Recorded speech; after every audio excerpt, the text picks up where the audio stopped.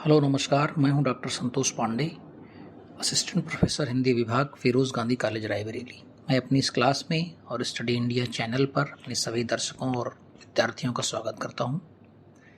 ये क्लास राग दरबारी से संबंधित है और आज हम जिस विषय पर चर्चा करने चल रहे हैं आपसे वो है राग दरबारी में जो वस्तु तत्व क्या है, राग दरबारी का संरचना शिल्प कैसा है और राग दरबारी की भाषा कैसी है। इन तीनों सवालों को हम एक जगह इकट्ठे करके एक सवाल ले रहे हैं और उसका उत्तर देने की कोशिश हम लोग इस वीडियो में, इस क्लास में करेंगे।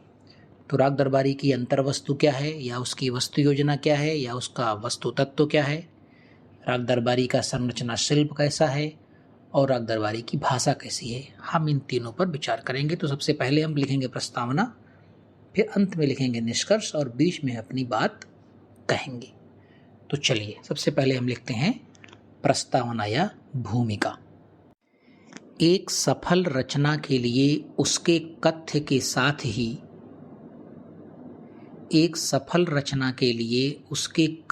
साथ ही उसके शिल्प का महत्व भी निर्विवाद है। उसके शिल्प का महत्व भी निर्विवाद है।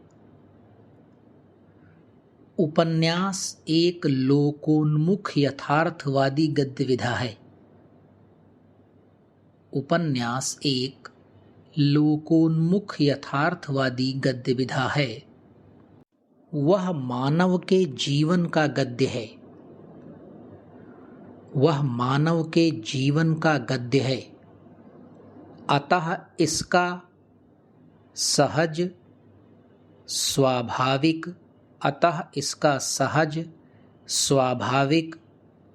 और गृहीत जीवन तथ्यों के अनुकूल होना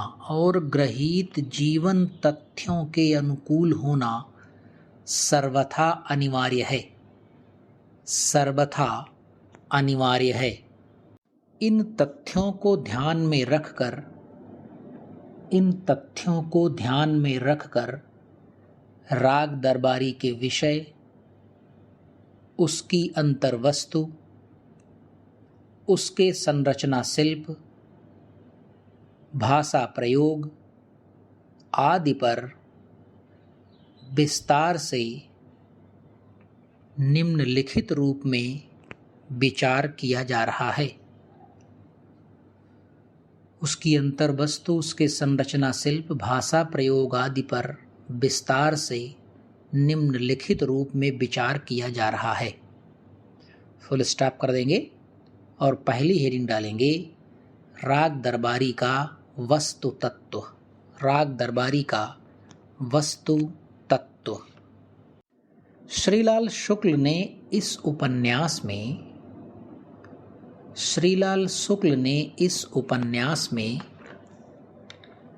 ग्रामीण संदर्भों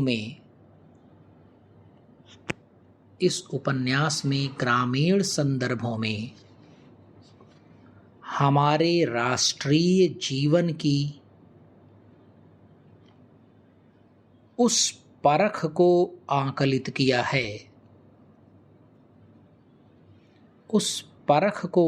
किया है जो फिलहाल विकलांग एवं विद्रूप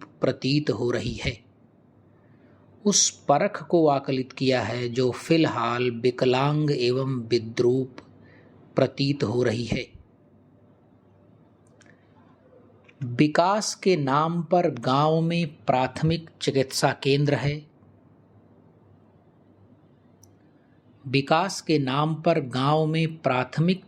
केंद्र है। प्राइमरी स्कूल है और है गांव की पंचायत, और साथ में है गांव की पंचायत। लेकिन वास्तविकता क्या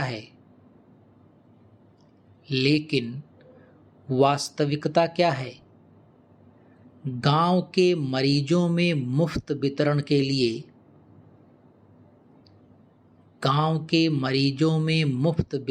लिए केंद्र की अंग्रेजी दवाएं चिकित्सा केंद्र की अंग्रेजी दवाएं और असहाय बच्चों में वितरित होने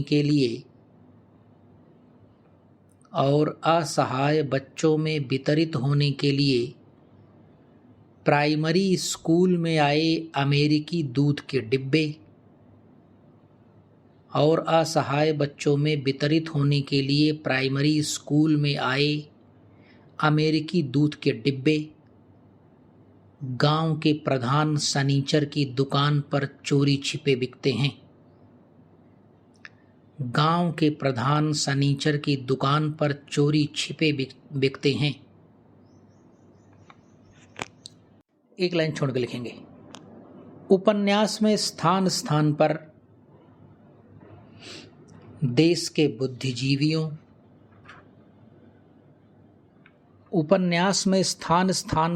के बुद्धिजीवियों नेताओं, सरकारी कार्यालयों, न्यायालयों,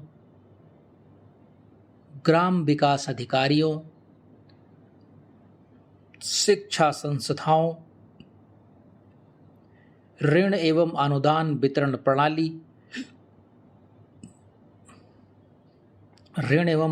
वितरण प्रणाली, कृषि, अंतर्राष्ट्रीय स्थितियों, घटनाओं, साहित्यकारों आदि पर कहीं प्रत्यक्ष तो कहीं अप्रत्यक्ष रूप से टिप्पणी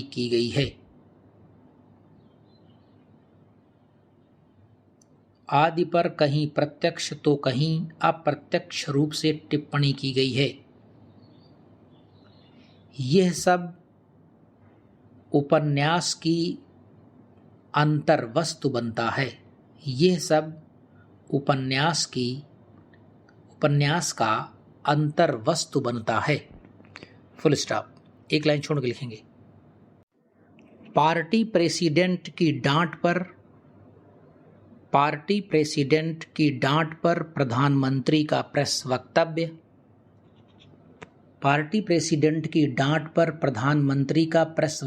असल में क्या था, इसमें घटना आती है प्रतीक रूप में। कांग्रेस के उसमें पार्टी प्रेसिडेंट थे कामराज, और उन्होंने इंदिरा गांधी जी को कुछ हड़काया और डांटा था, तो इस पर उन्होंने एक प्रेस वक्तव्य किया था इंदिरा गांधी जी ने। तो उस घटना को ये ले आते हैं शुक्ल जी अपने उपन्यास में।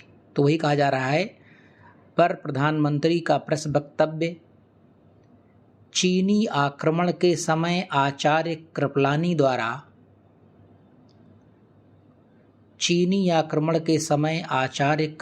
द्वारा भारत की गुट निरपेक्षता का विरोध। भारत सरकार द्वारा विदेशी ऋण और सहायता की स्थिति आदि का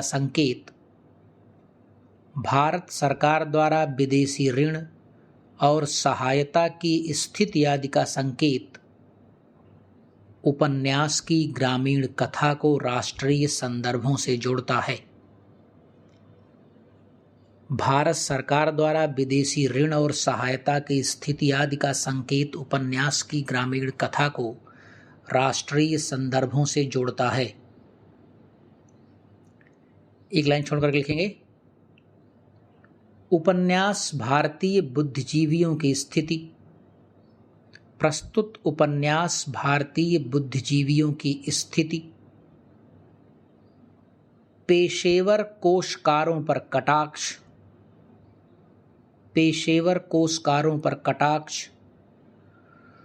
मैथिली शरण गुप्त, वर्ड्सवर्थ, रवींद्रनाथ टैगोर, सुमित्रानंदन पंत, गिरिजा कुमार माथुर की कविता, प्रेमचंद और उनका गोदान, 2 बीघा जमीन जैसी फिल्म। प्रस्तुत उपन्यास भारतीय बुद्धिजीवियों की स्थिति। पेशेवर कोशकारों पर कटाक्ष। मैथिली शरण गुप्त, वर्ड्सवर्थ, रवींद्रनाथ टैगोर, सुमित्रानंदन पंत, गिरिजा कुमार माथुर की कविता, प्रेमचंद और उनका गोदान, 2 बीघा जमीन जैसी फिल्म। साहित्यकार कृष्णचंदर और ख्वाजा अहमद अब्बास का फिल्मी दुनिया में प्रवेश। साहित्यकार कृष्णचंदर और ख्वाजा अहमद अब्बास का फिल्मी दुनिया में प्रवेश। D.H. लॉरेंस की अश्लीलता।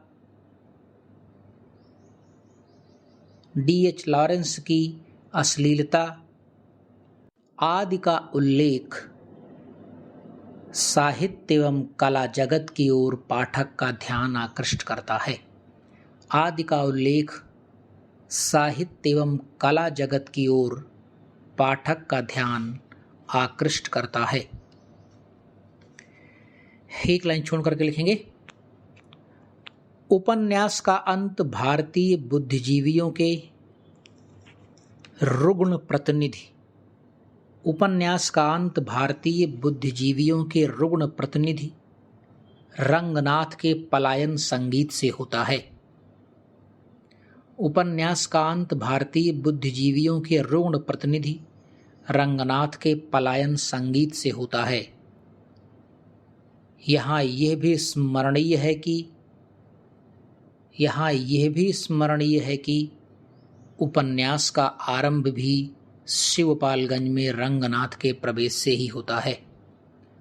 उपन्यास का आरंभ भी शिवपालगंज में रंगनाथ के प्रवेश से ही होता है।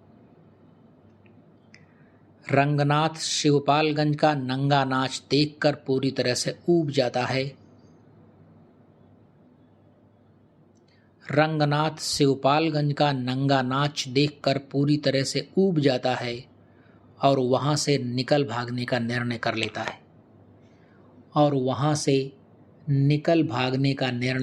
है। एक लाइन छोड़ कर लिखेंगे, उपर्युक्त उपन्यास की अंतर्वस्तु। उपर्युक्त कथित उपन्यास की अंतर्वस्तु या वस्तु तत्व ग्रामीण यथार्थ से आगे बढ़कर स्वातंत्र्योत्तर भारतीय समाज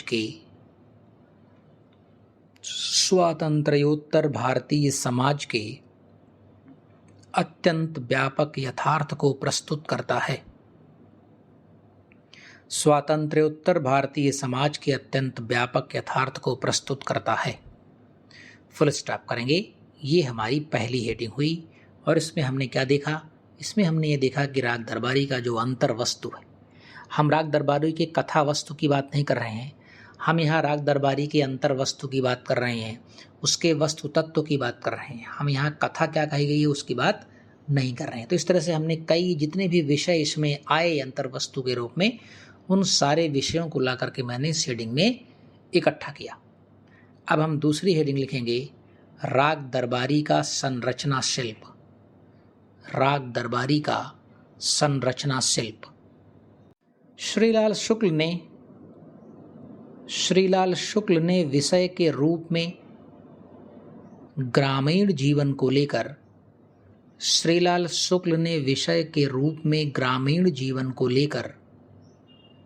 उसे सार्वदेशिक अंतर्वस्तु का स्वरूप ही प्रदान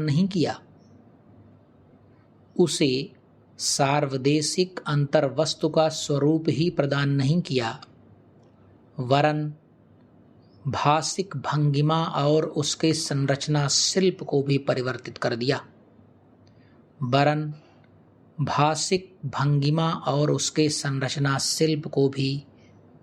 कर दिया। राग दरबारी में स्थान स्थान पर फूटने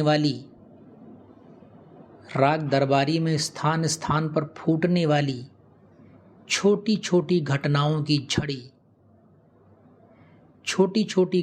की झड़ी निरंतरता में बाधक बनने के बावजूद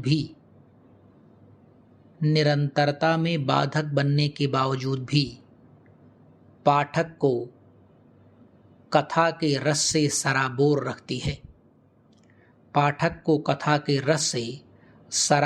रखती है। विषयांतरों में भी श्रीलाल शुक्ल की व्यंग्यात्मक शैली के कारण विषयांतरों में भी श्रीलाल शुक्ल की व्यंग्यात्मक शैली के कारण पाठक बिल्कुल भी ऊबता नहीं। पाठक बिल्कुल भी ऊबता नहीं। एक लाइन छोड़ के लिखेंगे। प्रस्तुत उपन्यास के ठाकुर दूरबीन सिंह की कथा,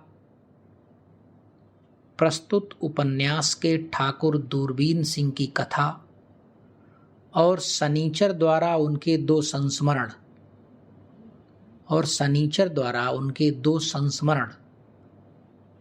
पंडित राधेलाल की कथा,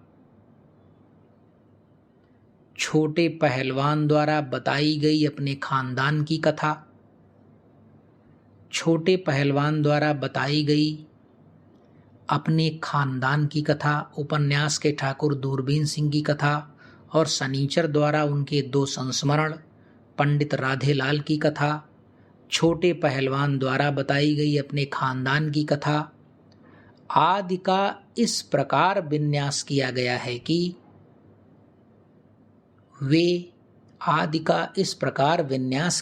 है कि वे मूल कथा से जुड़ी हुई ही दिखाई पड़ती हैं। वे मूल कथा से जुड़ी हुई ही दिखाई पड़ती हैं। एक लाइन छोड़ के लिखेंगे। प्रिंसिपल साहब की प्रोफेसर बनर्जी को लेकर की गई गप, प्रिंसिपल साहब की प्रोफेसर बनर्जी को लेकर की गई गप के साथ ही इंडिया से इंग्लैंड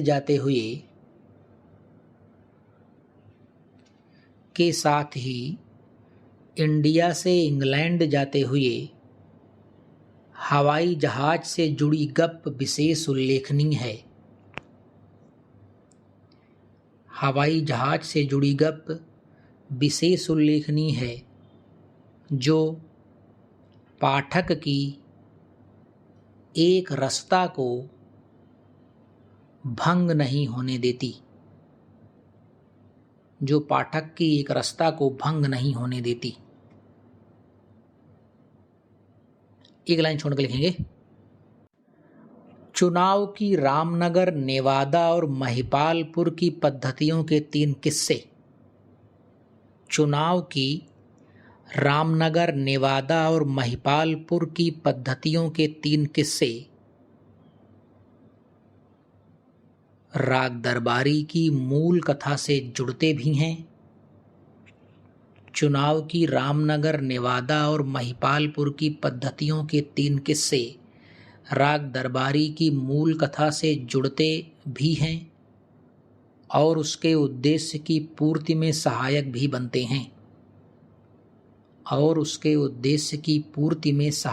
बनते हैं।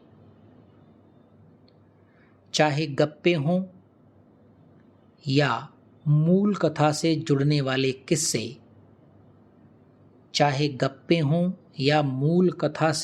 वाले किस्से, सर्वत्र उपन्यासकार की कल्पनाशीलता,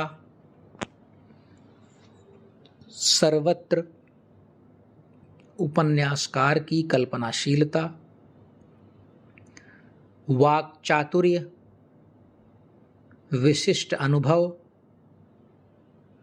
सामान्य ज्ञान आदि का पूर्ण परिचय देते हैं।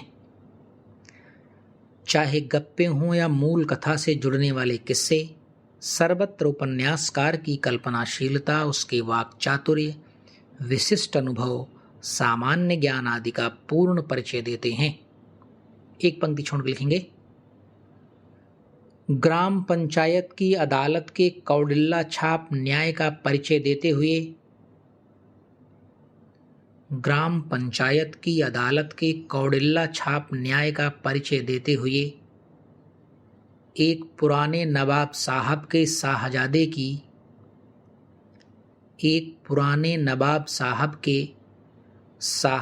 की बीमारी की कहानी का विस्तार। एक पुराने नवाब साहब के शाहजादे की बीमारी की कहानी का विस्तार यद्यपि उबाने वाला है, लेकिन इसकी योजना में उपन्यासकार ने अपनी कल्पनाशीलता का सदुपयोग किया है। ग्राम पंचायत की अदालत के कौडिल्ला छाप न्याय का परिचय देते हुए एक पुराने नवाब साहब के शाहजादे की बीमारी की कहानी का विस्तार हालांकि उबाने वाला है, लेकिन इसकी योजना में उपन्यासकार ने अपनी कल्पनाशीलता का सदुपयोग किया है। Full stop.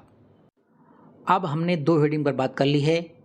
हमने इसके अंतर्वस्तु के बारे में बात कर ली है और हमने इसके संरचना शिल्प के बारे में बात कर ली है। अब हम बात करेंगे इसकी भाषिक संरचना के बारे में। और भाषिक संरचना का जो हम टॉपिक लेंगे वो अपने इस वीडियो के अगले पार्ट में लेंगे, यानी पार्ट 2 में। पार्ट 1 में हम 2 हेडिंग्स पर बात कर चुके हैं, अंतर्वस्तु और संरचना शिल्प, और इसके पार्ट 1 में और इसके पार्ट 2 पर हम बात करेंगे राग दरबारी की भाषिक संरचना। अगर मान लीजिए कि राग दरबारी की भाषिक संरचना एक अलग से क्वेश्चन आता है तो भी आप उसे, मैं ऐसा लिखाऊंगा कि आप उसे पूरी तरह से आसानी से लिख सकेंगे। तो चलिए उस भाषिक संरचना वाली वीडियो का आप इंतजार कीजिए। हमारी मुलाकात उस वीडियो में आपसे बहुत जल्द होगी। तब तक के लिए नमस्कार।